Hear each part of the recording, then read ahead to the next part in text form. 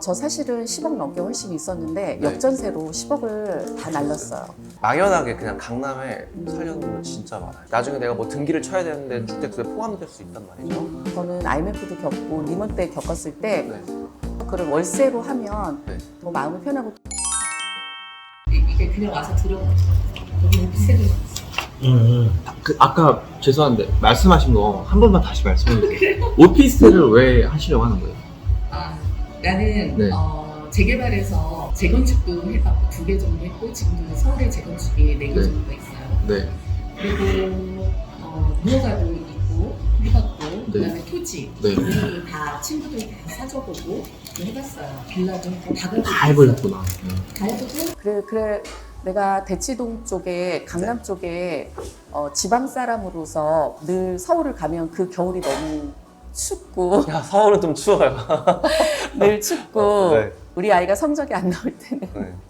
늘 외롭고 막 그랬었어요. 그래가지고 어디 거처할 곳도 없고 그 근처에 뭐 그 찜질방 이런 데 들어가기도 너무 애매하고 그렇죠.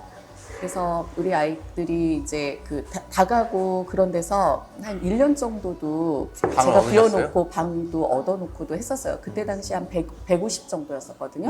1000에 150.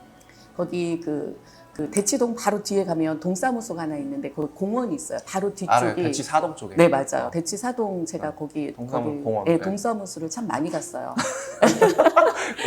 네. 그래서 다 해놓고 나니까 그냥 대치동이나 네. 강남에 하나 오피스텔은 사놔야 되겠다 이렇게 생각을 하고 네. 이제 나는 먼 훗날 우리 아이들의 손자까지도 보고 그걸 해놓는 거예요. 사실 고향은 이제 전혀 서울이랑 상관이 없으신데 네, 그래도 미래를 생각해서 서울에다가 하는 게 네. 낫긴 하죠. 네. 그래서 저한테 연락 주시는 분들도 많고 특히 지방 분들, 청주분들 그런 분들이 막연하게 그냥 강남에 살려는 분들 진짜 많아요. 맞아요. 이제 투자금은 얼마 정도? 그 당시에 지금 저 사실은 10억 넘게 훨씬 있었는데 네. 역전세로 10억을 다 날렸어요. 그리고 지금 조금은 있어요. 아니 너무 최고가 때 그 네. 전세를 올렸기 때문에 강남역이 이제 제가 볼 때는 1타 입지인데 대한민국에서 그런데도 불구하고 거기 제일 좋은 오피스텔이 3억밖에 안 해요. 근데 그 옆에 30평 아파트는 28억 네, 맞아요. 막 이러니까 네.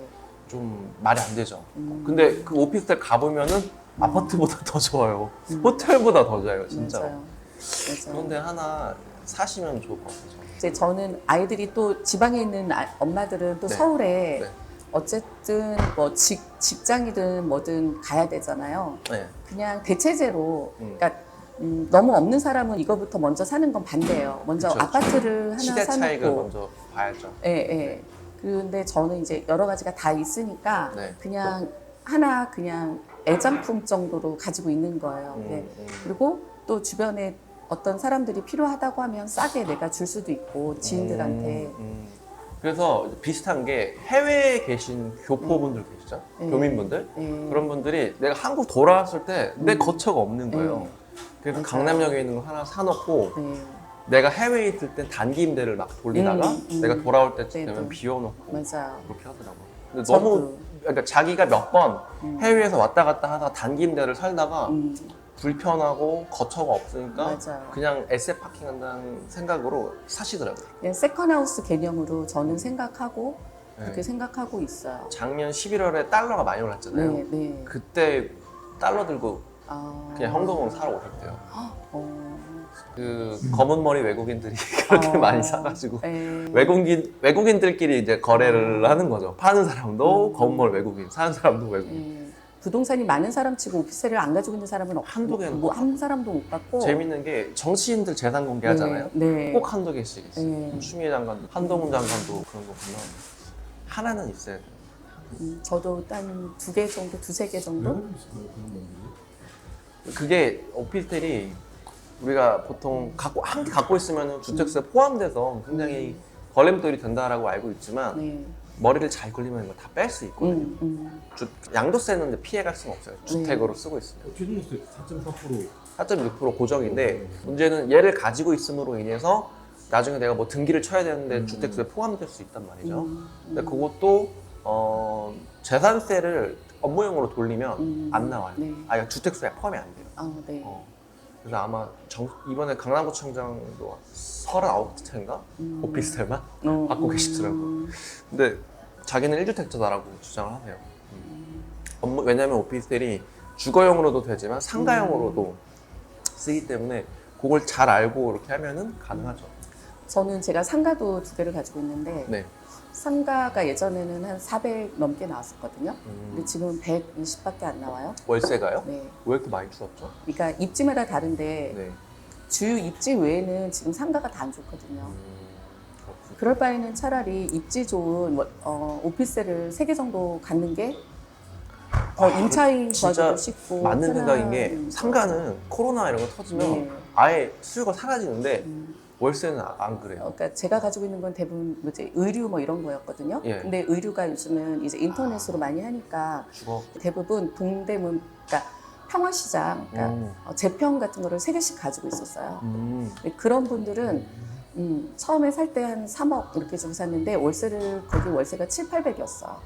그때는 근데- 그랬죠. 예, 근데 지금은 이제 그 옆에 원단시장, 평화시장이라는 데는 재단을 하거든요. 근데 네. 재단이 다 무너져가지고 아예 그냥 상가가 다 망했어요. 근데 도매 쪽은 굉장히 잘 되는 걸로 알고 있는데. 그렇지 않아요. 예. 차라리 그럴 바에는 어. 예. 지금은 그래서 상가는 사실 굉장히 위험한 거고 맞아요. 좋은 데는 아주 좋아요. 주거용이라는 거는 수요가 계속 있잖아요. 네, 그러니까 네, 괜찮죠. 네. 그래서 그런 게 좀 있더라고요. 굉장히 재밌었던 게 작년 6월 달에 금리가 막 올랐잖아요. 네, 네, 금리가 오르니까 월세가 100만 원 하던 게 120만 원이 되는 거예요. 네, 맞아요. 그래서 오히려 오피스텔 매매 가격은 그대로 정체되어 있는데 월세 수익률만 좋아진 거죠. 강남 같은 경우는 네, 4.5%, 네. 강북권 그 말씀하신 신당역 쪽으로 넘어가면 6%까지 나와요. 예금이자보다 낮죠. 그렇죠. 네. 그래서 어떤 분은 저한테 그거 나중에 그거 못 팔면 어떻게 하냐 이렇게 네. 얘기를 하셔요. 저도 그 상관없어요. 생각을 하는데 네. 그냥 어떻게 생각하냐면 네. 저는 IMF도 겪고 리먼 때 겪었을 때 네. 그 전에 늘 나는 예금금리가 6%만 돼도 아무것도 안 하겠다고 했는데 2%까지도 내려간 적 있잖아요. 네. 그렇지만 내가 1억을 넣어놨을 때 그냥 한 30만 원만 받으면 된다 이렇게 생각을 하면 맞아요. 그게 마음이 편해. 그러니까 예를 들어서 집이 없으면 당연히 집을 해야 돼요. 근데 다양하게 가지고 있는 사람들은 어차피 그 내 현금을 부동산에 하려면 그냥 오래 생각하면 내가 네. 이제 더 저축해서 그걸 월세로 하면 네. 더 마음이 편하고. 어디 그러면 갖고 계신 거예요? 저는 대청역 쪽에 있어요. 대청역? 그 오래된 거 있지 않아요? 네, 그냥 그거 98년식인가? 맞아요. 대청타워. 네, 맞아요.